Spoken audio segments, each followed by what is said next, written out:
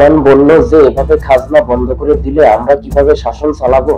ফিরআউন বলল যে বন্ধু হামান, অপেক্ষা করো, আমরাই হব সারা বিশ্বের শ্রেষ্ঠ ধনী, আর আমরাই সারা বিশ্ব শাসন করব। পৃথিবীর কোনো শক্তি আমাদের ঠেকাতে পারবে না। এরপর দুইজন সিদ্ধান্ত নিল যে আজ থেকে মিশরে কোনো শিক্ষা ব্যবস্থা থাকবে না, সমস্ত পাঠশালা বন্ধ করে দেওয়া হবে। ফিরআউন বলল যে মিশরের কোনো ব্যক্তি শিক্ষা নিতে ও দিতে পারবে না।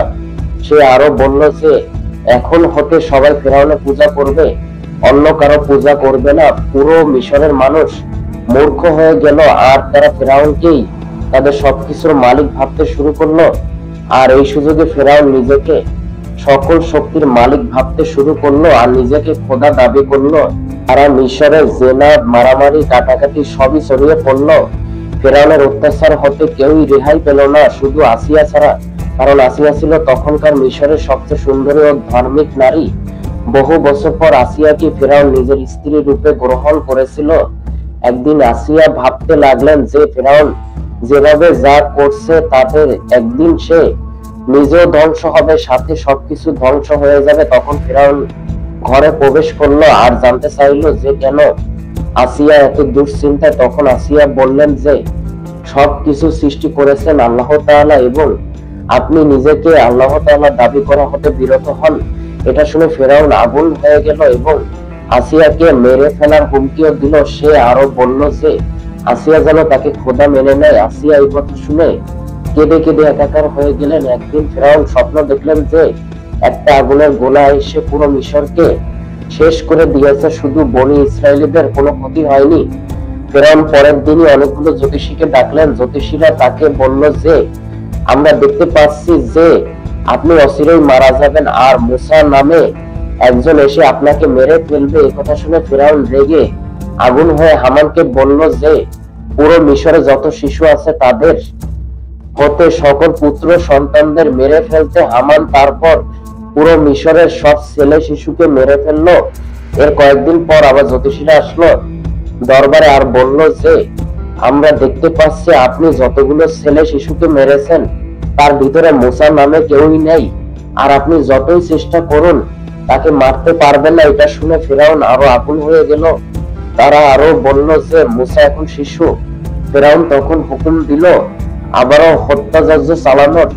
মুসা আলাইহিস সালামের মা তখন চিন্তিত হয়ে পড়লেন এবং মুসা আলাইহিস সালামকে বাঁচানোর জন্য অনেক চেষ্টা করলো। হঠাৎ ফিরআউনের সৈন্যরা তাদের বাসায় আসতে চাইলো। তখন গায়েবী আওয়াজ আসলো, তাতে বলা হলো যে মুসা আলাইহিস সালামকে চুলার উপরে রেখে আসতে।